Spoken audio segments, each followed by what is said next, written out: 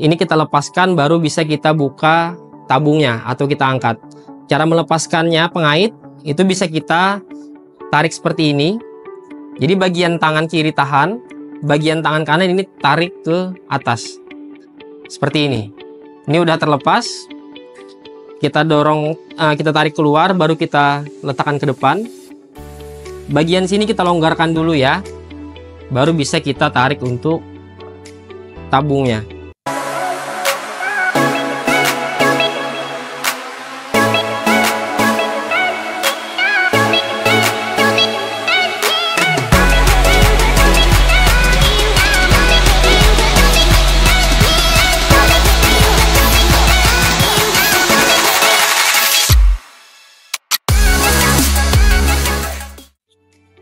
Ini tabung penyimpan tekanan atau pressure chamber pada inter sprayer. Bagian pertama yang harus kita cek ialah bagian seal di bagian bawah tabung yang warna hitam ini. Di sini biasanya kalau udah pemakaian waktu yang lama, di sini nanti ada keluhan. Biasanya pompanya sudah loss atau dol. Jadi pada saat kita pompa tidak ada air yang tersimpan di dalam tabung. Yang kedua, kalau dia udah pemakaiannya lumayan lama, nanti dia akan menjadi keras. Jadi kalau ibu-ibu pompa ada gesekannya, keras dia. Itu tandanya pada bagian seal harus kita ganti. Item pertama namanya piton seal pada bagian bawah tabung inter. Untuk melepaskannya, di sini ada yang warna putih, namanya chamber valve. Untuk melepaskan seal, kita harus membuka chamber valve yang bagian warna putih ini menggunakan agitator. Jadi pengaduk tadi bisa kita pakai untuk kunci pembuka pada bagian bawah tabung. Cara membukanya seperti ini. Kita masukkan tanda plusnya ke dalam bawah tabung. Kita tekan dan putar ke kiri untuk melonggarkannya. Seperti ini. Kalau udah longgar, silahkan kita taruh lagi pengaduknya. Baru kita lepaskan piton seal dan chamber valve dari tabung. Di bagian dalam tabung, di sini ada stainless ball. Nah, jadi stainless ball ini jangan sampai hilang ya. Makanya kalau untuk melepaskan piton seal, kita sarankan itu pada bagian atas seperti ini, jangan terbalik seperti ini. Kita keluarkan. Untuk stainless ballnya kita letakkan di bagian saringan supaya tidak hilang kemana-mana. Tabung kita letakkan dulu di dalam tangki. Bagian piton seal kita lepaskan dari chamber valve yang warna putih. Biasanya kalau kita cek di bagian bawah sini ada kotoran-kotoran. Itu ada pasir kecil, rumput-rumput, lumut, silahkan kita bersihkan menggunakan sikat bekas. Kalau udah bersih, kita letakkan. Selanjutnya ini ada spare part dengan nama piton seal. Jadi piton seal ini dia bahannya dari piton. Dia lebih kuat, tahan lama dibandingkan rubber atau karet biasa. Untuk indikasi awal, apabila ada kerusakan, biasanya pada bagian piton seal ini sudah mulai rata. Tidak ada lekukan di bagian bibir piton seal. Jadi nanti apabila ada kendala, secara fisik kita cek, sudah mulai aus atau tipis, silahkan kita ganti. Item pertama termasuk ke dalam fast moving, yaitu piton seal.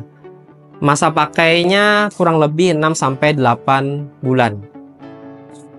Chamber valve sudah kita bersihkan, piton seal sudah kita cek, masih bisa fungsi, kita masukkan kembali. Kita letakkan di saringan. Untuk tabung, ini bentuknya solid, jadi tidak bisa kita buka. Kita nggak bisa buka ya teman-teman. Jadi kalau mau membersihkan pun, kita cukup melakukan air keran mengalir, masukkan dari atas, keluar dari bawah. Atau sebaliknya. Jadi ini memang tidak harus kita bongkar untuk bagian tabung. Kalau udah kita cek, kita masukkan kembali untuk stainless ballnya. Jangan lupa kita letakkan di dalam. Baru kita tutup kembali chamber valve-nya di bagian bawah tabung. Kencangkan kembali menggunakan pengaduk. putar ke bagian kanan untuk mengencangkannya. Oke, cukup. Jadi kalau udah dirasa kencang, udah cukup. Untuk perawatan di bagian tabung sudah selesai. Jadi nanti harus kita bongkar untuk ngecek pada bagian tabung penyimpan tekanannya ya. Kita letakkan ke dalam tangki. Selanjutnya kita buka. Di sini ada namanya chamber lubricant pad. Jadi ini chamber lubricant pad. Fungsinya ada dua. Pertama sebagai penyimpan pelumas. Jadi dia akan melumasi tabung dengan tangki. Karena kalau dia dalam posisi kering, makanya di sini nanti kita ada jumpa itu baret-baret putih ya di bagian tabung karena dia tidak ada pelumas. Fungsi yang kedua untuk chamber lubricant pad itu ialah sebagai penahan supaya air nggak tumpah atau keluar dari tangki. Pada saat udah kita isi racun, air mau kita gendong, nah chamber lubricant pad inilah yang menahan supaya air nggak keluar dari tangki. Jadi nanti kalau ada di lapangan dijumpa pada saat kita gendong cap ada air keluar di bagian punggung, itu bisa jadi kemungkinan pada bagian chamber lubricant pad ini sudah mulai tipis dan harus kita lakukan pergantian. Untuk masa pakai chamber lubricant pad ini usianya 3-4 bulan ya. Jadi kita rekomendasikan 4 bulan maksimal kita harus ganti untuk chamber lubricant padnya. Chamber lubricant pad ini perlu kita oleskan pelumas secara berkala, 1 minggu sekali pun cukup. Untuk pelumas kita rekomendasikan menggunakan spare part dari Inter, ada namanya chamber lubricant pad oil. Jadi dari Inter pun kita menyediakan untuk pelumas chamber lubricant padnya. Kalau tidak ada atau opsi sementara, tim lapangan bisa menggunakan minyak Singer atau minyak mesin jahit untuk melakukan pelumasan di area chamber lubricant padnya. Kita tidak menyarankan menggunakan minyak goreng, oli, grease. Kita nggak menyarankan ketiga item tersebut digunakan sebagai pelumas. Kalau sudah kita cek, dia posisinya masih bagus, tidak ada yang sobek atau masih belum tipis, berarti masih bisa kita pakai untuk gunakan kembali.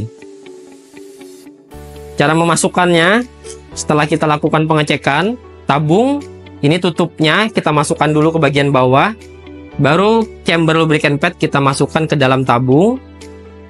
Tabungnya kita masukkan ke dalam tangki seperti ini. Oke, masuk ke dalam tangki.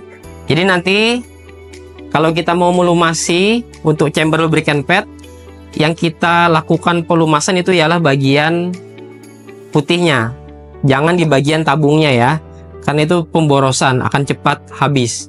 Jadi cukup kita olesi nanti di bagian chamber lubricant padnya, di sekelilingnya saja sudah cukup. Setelah selesai kita oleskan, kita tutup lagi. Oke, kita tutup dan tabung udah posisi terpasang, dimasukkan ke dalam tangki. Oke, pada bagian tabung sudah selesai. Tadi ada bagian piton seal. Yang pertama masa pakainya 6-8 bulan. Yang kedua ada chamber lubricant pad. Ini masa pakainya 3-4 bulan. Jadi kedua item ini harus kita perhatikan terhadap kebersihannya dan juga masa pakai untuk jangka panjangnya. Setelah selesai kita masukkan lagi pompanya. Kita masukkan, kita dorong, baru kita tekan untuk pengaitnya, lance hooknya. Udah masuk, baru kita jepitkan untuk tuas pompanya. Seperti ini. Setelah tabung ini posisinya terpasang, kita kaitkan kembali agitator atau pengaduk. Selanjutnya kita masuk ke bagian stick. Di bagian stick ada handle. Kita lepaskan handle dari stick, kita putar ke kiri.